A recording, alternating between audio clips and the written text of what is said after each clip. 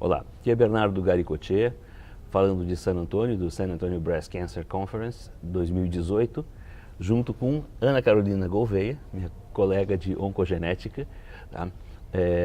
Onde a gente vai conversar sobre algumas novidades que apareceram nesse evento, especialmente apresentadas há alguns minutos atrás, que nos parece bastante relevante. Ana?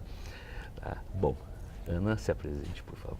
Bom, eu sou Ana Carolina, sou oncologista clínica e oncogeneticista, como o Dr. Bernardo. Estou aqui em San Antonio. A gente está acompanhando o que teve de novo em oncogenética. Acho que a gente teve um estudo bem importante hoje, né? Que acabou de ser apresentado. Nós vamos começar com esse estudo, então, antes de falar de outros avanços científicos que foram apresentados sobre genética de câncer de mama. Chama-se Carriers. Esse estudo foi apresentado pelo Dr. Couch. Quem trabalha com modelos de risco já deve conhecer o modelo Couch de risco. É um modelo muito utilizado na prática clínica, especialmente em outros países, não tanto quanto no Brasil.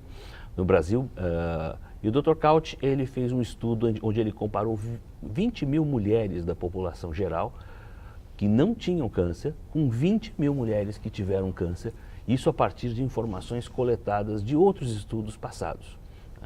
Essas 40 mil mulheres foram analisadas com um painel genético que envolvia cerca de 20 genes que são os mais importantemente reconhecidos hoje como riscos de mutação germinativa com associação para câncer de mama. E os resultados foram muito interessantes, não é, Ana? Sim. Se você gostaria de falar sobre os resultados gerais, a gente vai conversando aí sobre os específicos desse estudo. Sim, acho que uma coisa importante que o estudo traz é que dentro dessas mulheres com câncer de mama, 4,3% dessas mulheres têm mutações germinativas, né? Então, levanta a questão de que talvez cada vez mais a gente vai precisar analisar as mulheres com câncer de mama para prevalência de mutações em genes que predispõem a síndromes hereditárias. E quando isso vai para a população com menos de 50 anos, esse número é ainda maior. Então, mais de 7% das mulheres tinham mutação em algum desses genes. Isso é impressionante. Vocês imaginam que uma em cada 20 mulheres da população que tem câncer de mama, uma em cada 20 mulheres que tem câncer de mama seria portadora de uma mutação germinativa. Esse número realmente nos deixou bastante impressionados. E mais impressionante ainda, não é, Ana? 1,6% das mulheres da população geral, o povo que está andando por aí, que nunca teve câncer de mama, que nem imagina que vai ter câncer de mama, 1,6% dessas pessoas tem uma mutação germinativa dentro delas. Tá? Eu acho que isso, realmente concordo com a Ana, muda completamente a forma de a gente ver as coisas. Com síndrome de Lynch, não é, Ana? Todo mundo que tem câncer coloretal tem recomendação de fazer uma análise por imunohistoquímica para saber se ele é portador de uma alteração de um dos genes da síndrome de Lynch, não é? E isso vira até uma recomendação, um guideline em muitos países do mundo. Todo mundo com câncer de cólon, até os 70, 75 anos, faz a imunohistoquímica, né? Você imagina que isso possa acontecer com todo mundo com câncer de mama a partir dos dados que o Dr. Couch apresentou? Isso foi até perguntado para ele, né, no final da sessão. Eu acho que a gente está se aproximando disso e acho que, na verdade, o grande desafio é porque quando a gente fala em síndrome de Lynch, a gente está falando de alguns genes que a gente já tem uma boa base de dados e informações em relação à penetrância, ao manejo e tudo isso. Quando a gente fala dessa prevalência, a gente não está falando só de BRCA1 e 2, que são genes para os quais a gente tem já recomendações bem estabelecidas, mas de alguns genes para os quais a gente ainda tem várias dúvidas de como aplicar isso na prática clínica. Então, acho que isso traz um grande desafio, porque a gente sabe que essas mulheres têm essas mutações, mas a gente ainda não sabe muito bem como manejar todas elas, né? Então, não deixa de ser importante identificar, mas traz um grande desafio para a prática clínica. O que a gente vai fazer com essa informação? Acho que esse que é o ponto fundamental. Eu vou aproveitar o gancho do que você está falando, até para dizer que ele conseguiu vislumbrar com 20 mil mulheres estudadas, não é? O que acontece com mutações que não ocorrem em BRCA1 e BRCA2? Então, outros genes que a gente conhece um pouco menos o funcionamento deles. Eu acho que esse estudo trouxe um monte de informações, não é? Por exemplo, eu anotei que os pacientes com PALB2, por exemplo, eles têm 8 vezes mais chance de ter um tumor triplo negativo do que a população normal. E os com 15 vezes mais, tá, do que a população normal. Para mim foi uma surpresa isso, tá, o rastreamento para PALB2. Outra coisa que me pareceu importante foi que tanto o PALB2 como o RAD51C, quando você tem uma mutação nesse gene, o seu risco é igual a vida inteira. Ele é diferente do BRCA1 e do BRCA2, que o risco ele fica muito alto no começo e depois ele vai caindo conforme a idade. Então, assim, dependendo do gene, você vai ter uma distribuição de casos de câncer um pouco diferentes, não é? Sim. E isso traz um ponto importante que foi levantado em algumas outras sessões de oncogenética, que às vezes para quem não está tão familiarizado com a utilização desses painéis, acaba tentando traduzir para a prática clínica o que a gente faz para o BRCA1 e 2 para todos os outros genes, né? Perfeito, e a gente concordo precisa tomar plenamente. muito cuidado com isso, porque os dados que a gente tem para BRCA1 e 2 de mais de 20 anos não são aplicáveis a todos os outros genes. E isso muitas vezes não é tão claro para quem não está tão familiarizado com essas plataformas novas disponíveis. Só para terminar esse estudo, vamos compartilhar a questão da idade que você começou a falar, não é? O que aconteceu quando o Dr. Couch separou esse grupo de mulheres e pegou só as que tiveram câncer de mama abaixo dos 50 anos de idade? E ele pareou esse grupo com mulheres que não tiveram câncer de mama abaixo dos 50 anos de idade. O que ele notou? Sabe? Qual era a percentagem de pacientes que tem mutação? Que tem mutação quando 7,3%, é isso? 7,3%, eu já estou lendo, ela está sabendo de cor aqui, hein? 7,3%. É impressionante, não é? Então, a gente está imaginando, agora nós estamos falando de um número que é muito maior, na verdade. A gente está falando de 1 em cada 13 pessoas que tem câncer de mama abaixo dos 50 anos de idade, tem uma mutação germinativa, não é? Isso é um número muito impressionante, tá? Bom, a gente poderia avançar algumas coisas, algumas informações rapidamente sobre sessões científicas que ocorreram ontem e hoje de manhã, não é? Acho que só pontuando, e acho que vai dar gancho porque você vai comentar, que nessa avaliação ele já incluiu um score de SNPs, né? Ele incluiu 128 SNPs, que inclusive vai dar provavelmente o nosso próximo gancho para o próximo ponto que a gente comentou, que foi muito interessante. O que acontece com aquelas pessoas que têm uma história familiar super forte, têm uma faixa etária super baixa quando diagnosticam o câncer, e você vai estuda essa pessoa do ponto de vista germinativo, não encontra mutação, tá? Um grupo da Inglaterra, de Manchester, tentou responder essa pergunta, que tem sido buscada há muito tempo pelo grupo COGS, sabe? E eles montaram um score baseado em variantes polimórficas. Ou seja, para quem não sabe, são genes que são menos intensos para câncer de mama hereditário. Se você tem uma mutação no gene desses, o seu risco deve aumentar 1,1, 1,2, quase nada. Acontece que, se muitos desses genes tiverem essas alterações, o seu risco pode ser muito alto, sim. A gente entra nesse grupo de heranças poligênicas, tá? Você acompanhou essa aula também, não é? Tá? Qual a sua ideia sobre esse painel de score poligênico que foi apresentado pelo grupo de Manchester? Eu acho que esses painéis eles vão trazer duas aplicações muito importantes na prática. Eu acho que vão solucionar essas dúvidas que a gente tem às vezes, né, na prática do ambulatório de oncogenética, em que a gente recebe essas famílias com vários casos e que a gente fazia antes BRCA1 e 2, faz painel agora e ainda não consegue explicar. Então, explicar o risco dessas famílias e tentar acompanhar melhor.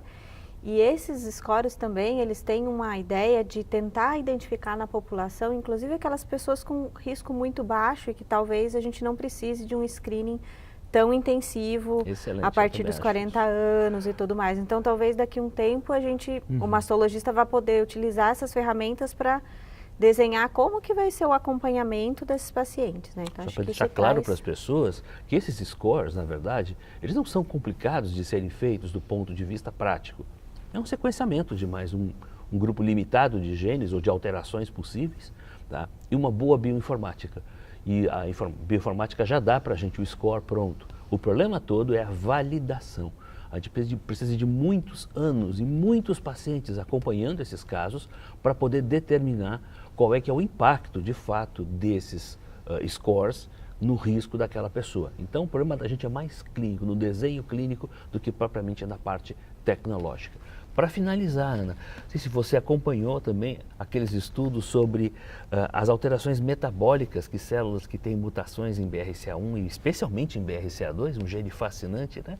Eles apresentam, né? Se você gostaria de fazer algum comentário sobre isso. Sim, acho que acho que você vai conseguir colocar mais riqueza de detalhes nessa parte que é bem translacional mesmo, mas acho que é extremamente interessante. E o que vários estudos têm tentado responder é porque, por exemplo, tem se visto que alguns tumores que a gente imaginava, a teoria clássica da oncogenética é que você nasce com uma alteração germinativa e ao longo do processo de carcinogênese você perde, vamos dizer assim, o outro alelo e isso vai induzir uma carcinogênese acelerada.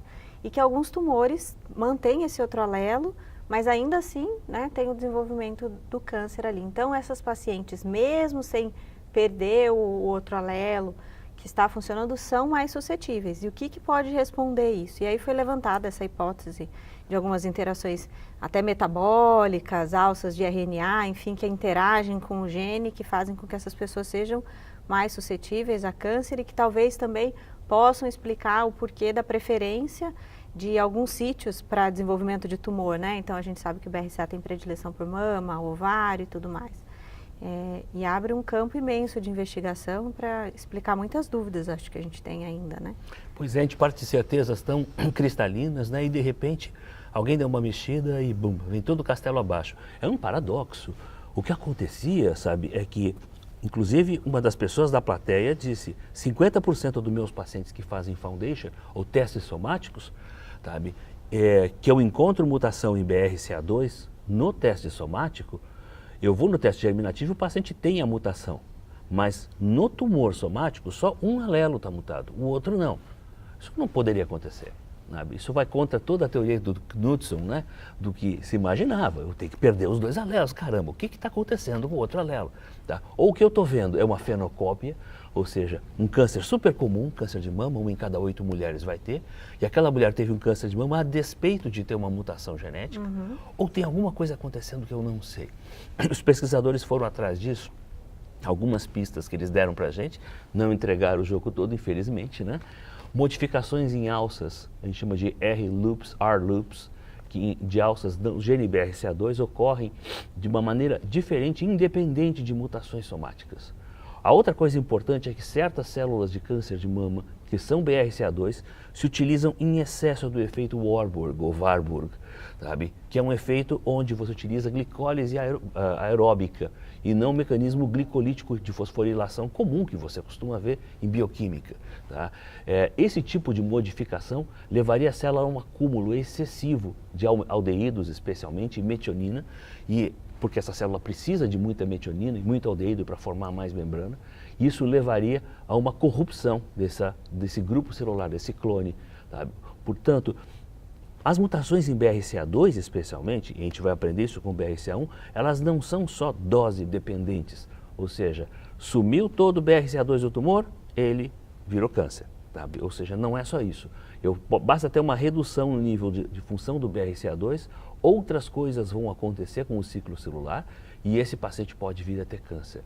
Isso é fascinante, mas botou mais um nível de dificuldade na nossa vida, né, Ana? Sim. Ou seja, a gente vai ter que ainda explicar muita coisa para muito colega de por que pacientes que, quando forem fazer seus testes somáticos e vierem com heterozigose, tá? Por que eles ainda assim, a gente pode botar a culpa na sua mutação germinativa.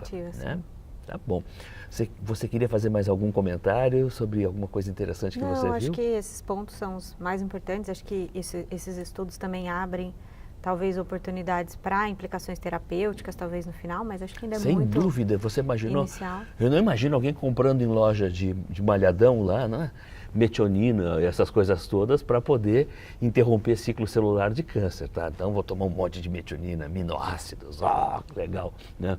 Antioxidantes, vamos tomar antioxidante, bastante brócolis, tá? Mas eu imagino sim que a gente vai conseguir entender por que essas células, em alguns pacientes, elas começam a funcionar metabolicamente de maneira distinta. E nesse momento, sim, eu acho que você talvez seja capaz de interferir no processo de alguma maneira. Até porque interferir no processo de metionina, por exemplo, mata a pessoa junto com o tumor, não é uma boa ideia. Não recomendo para vocês isso, tá? Esse experimento. Gente, muito obrigado pela oportunidade. Ana, muito obrigado pela companhia, tá? Obrigada, eu que agradeço Sempre o convite. muito brilhante, muito inteligente.